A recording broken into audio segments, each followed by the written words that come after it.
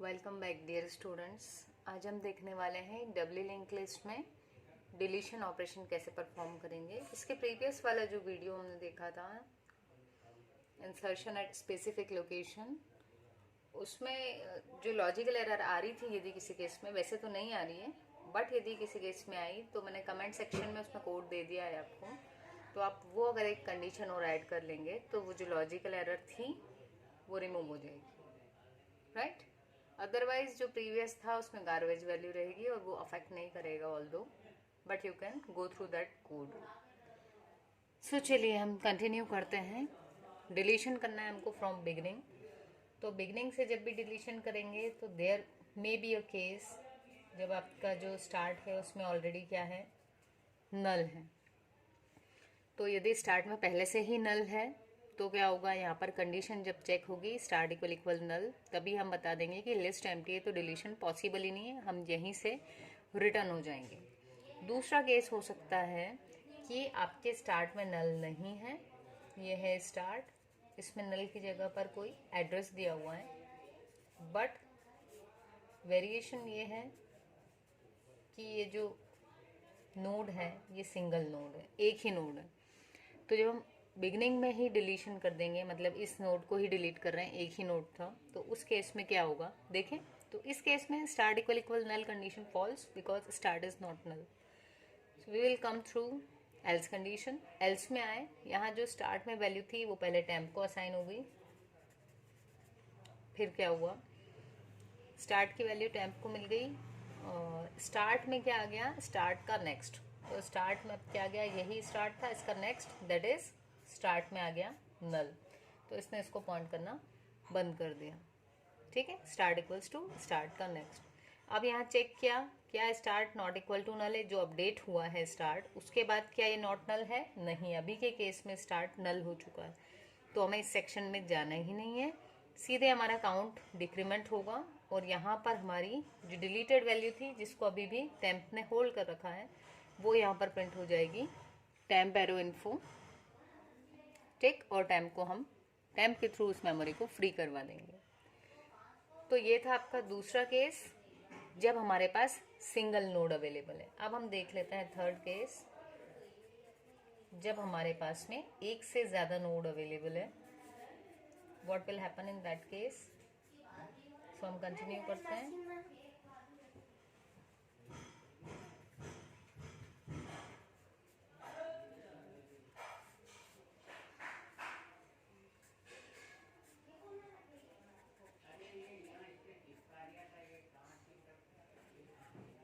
ये है हमारा सेकंड केस जिसमें एक से ज़्यादा नोड्स, आप और भी नोड्स लगा सकते हैं, ठीक है। तो डिलीशन कहाँ से करना है हमको, बिगनिंग से। तो अब क्या हुआ, बिगनिंग से ही जब हमें डिलीट करना, मतलब जो नोड है जिसको डिलीट करना है वो है this node. So what will happen here, first condition check होगी जब फंक्शन कॉल करेंगे, start equal equal null false हो गया। एल्स में आए, स्टार्ट का एड्रेस जो था उसने होल्ड किया हुआ है वो टेम्प में भी कॉपी हो गया, तो टेम्प में भी क्या आ गया 2000। अब start equals to start next, तो start equals to start next मतलब 2001 यहाँ पर आ गया। जैसे ही इसमें 2001 आया ये इसको पॉइंट करने लगा, राइट। अब क्या करना है, क्योंकि इस नोट को हमें डिलीट करना है तो दो टास्क थे, पहला ये कि स्टार्ट इसे पॉइंट ना करे, अब तो देखिए स्टार्ट तो अब इसे पॉइंट करने लगा। दूसरा केस, ये जो नोड है क्योंकि ये फर्स्ट बन जाएगा, तो ये जब फर्स्ट है तो फर्स्ट के प्रीवियस में नल आना चाहिए, क्योंकि जब ये तो हट ही गया है तो इसको अब ये लिंक नहीं होना चाहिए, है ना। तो हम देखें क्या होगा, यहाँ तक तो आपको क्लियर है, स्टार्ट का एड्रेस टेम्प में आ गया है और स्टार्ट का जो नेक्स्ट था वो भी स्टार्ट में आ गया, मतलब स्टार्ट जो है वो हमारा अपडेट हो गया है, वो सेकंड वाले नोड को पॉइंट करने लगा। अब चेक करें कि if start is not equals to null, तो हाँ अभी स्टार्ट हमारा नॉट नल है, इसका मतलब ये किसी नोड को पॉइंट कर रहा है, ठीक है। तो अब जिसको भी पॉइंट कर रहा है वहाँ स्टार्ट के प्रीवियस में हमें नल देना है, तो इसका क्योंकि स्टार्ट 2001 हो गया है तो इसका जो प्रीवियस है मतलब ये यहाँ पर क्या कर देना है, हमको नल कर देना है, ठीक है। फिर अगेन क्या होगा, काउंट डिक्रीमेंट हो जाएगा और डिलीटेड एलिमेंट जो है आपका वो कौन है, उसको अभी भी किसने होल्ड किया हुआ है, टेम्प ने, तो टेम्प का इन्फो हम प्रिंट करवा देंगे और टेम्प को फ्री करवा देंगे। ठीक है, तो यहाँ पर ये लॉजिक आपको क्लियर होगा आई थिंक, कि जब आपका एक से ज़्यादा नोड्स अवेलेबल हैं और हमें इस नोड को डिलीट करना है तो क्या करना है, सबसे पहले इस वाले की वैल्यू हमने टेम्प में ले ली, स्टार्ट को उसके नेक्स्ट वाले वैल्यू से इनिशियलाइज करवा दिया जो क्या थी 2001, और फिर उसको चेक किया कि अगर ये नॉट नल है, यदि नल ही हो ये तो फिर तो हमारे को किसी के प्रीवियस में कोई चेंजेस नहीं करना। बट यदि ये नॉट नल है, इसका मतलब ये किसी को पॉइंट कर रहा है, और ये जिसको पॉइंट कर रहा है उसके प्रीवियस में क्या होना चाहिए, नल, क्योंकि अभी तक ये इसे पॉइंट कर रहा था, लेकिन अब ये इसको पॉइंट नहीं करना चाहिए क्योंकि ये खुद फर्स्ट नोड बन चुका है, राइट।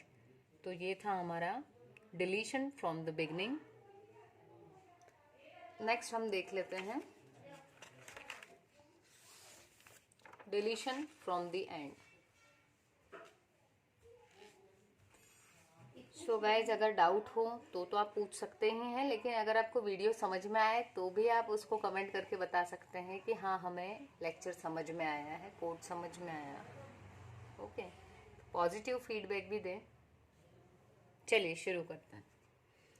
तो यहाँ पर हमने डिलीशन एट द एंड देख रहे हैं, यहाँ आए डिलीशन के और डिस्प्ले के केसेस में आपको चेक करना ही है कि लिस्ट एम्प्टी तो नहीं है। तो अगर स्टार्ट में नल है तो लिस्ट आपकी एम्प्टी, पहला वाला केस। ठीक है, फिर हमने क्या किया, अब दूसरा केस ले लेते हैं।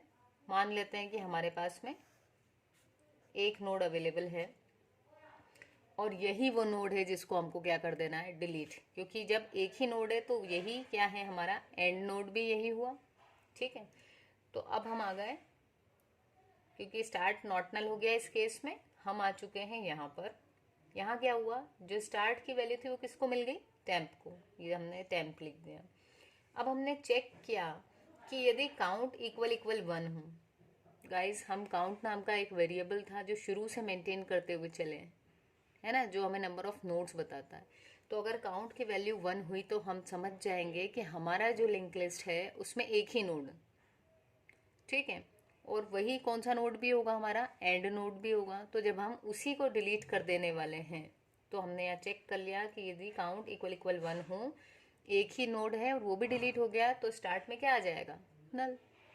सॉरी, डबल इक्वल लग गया यहाँ। तो आपको क्या करना है, स्टार्ट में क्या दे देना है, नल। तो देखें इस केस में काउंट इक्वल इक्वल 1 मिलेगा, है ना, कंडीशन ट्रू हो जाएगी। तो हम क्या कर देंगे, स्टार्ट में इसको हटा करके क्या डाल देंगे, नल।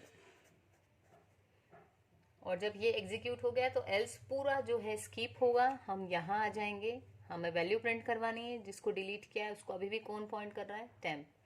तो हमने लिख दिया डिलीटेड वैल्यू, टेम्प का इन्फो पार्ट प्रिंट हुआ और टेम्प को फ्री करवा दिया, काउंट को डिक्रीमेंट करवा दिया। ठीक, अब हम दूसरा केस देख लेते हैं। ये मैं फिर से बना देती हूँ, कभी आपको क्लैरिटी ना हो तो।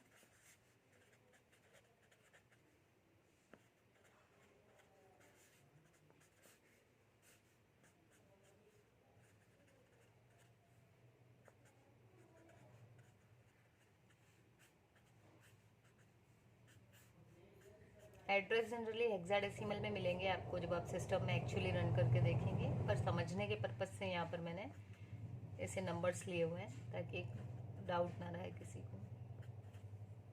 ठीक है, तो चलिए शुरू करते हैं।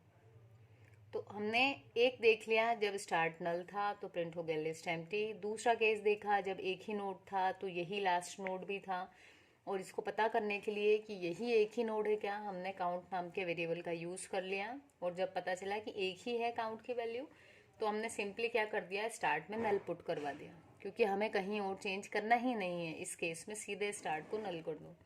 अब आया हमारे पास दूसरा वाला केस, कब, जब एक से ज़्यादा नोड्स अवेलेबल हैं। क्या किया हमने, कंडीशन आपकी फिर से चेक होती हुई आई, नॉट नल था, स्टार्ट की वैल्यू टेम्प में आ गई, तो टेम्प आ गया आपका यहाँ पर। ठीक, फिर चेक किया क्या काउंट इक्वल इक्वल 1 है। वेल इन दैट केस अभी क्या होगा, काउंट की वैल्यू 2 होगी। क्यों होगी, क्योंकि हम इसके पहले जितने भी फंक्शंस देखते हुए आए हैं, सभी फंक्शंस में हमने काउंट नाम का जो ग्लोबल वेरिएबल था उसकी वैल्यू अपडेट की है। मतलब जब जब हमने इंसर्शन किया है तो काउंट को प्लस प्लस किया है। ठीक है, इसलिए काउंट हमेशा आपको एक्चुअल वैल्यू बता देगा आपके पास कितने नोड्स हैं। तो यहाँ जब हम चेक करेंगे काउंट 1 है क्या, तो अभी हम देख के बता पा रहे हैं कि 2 नोड है तो काउंट की वैल्यू 2 रही होगी, तो इसलिए ये कंडीशन फॉल्स हो जाएगी। जब ये फॉल्स हो गई तो हम आ गए एल्स पोर्शन में। एल्स में क्या हुआ, एक व्हाइल लूप लगा हुआ है। क्या लिखा है, टेम्प का नेक्स्ट यदि नॉट नल हो, तो देखें टेम्प का next, yes it is not null, तो कंडीशन होगी ट्रू। तो हम यहाँ आए, यहाँ टेम्प की वैल्यू को करंट में दिया और टेम्प को कर दिया टेम्प नेक्स्ट, मतलब आगे बढ़ा दिया। तो टेम्प की वैल्यू करंट में दे दी और टेम्प नेक्स्ट से 2001 पर चला गया।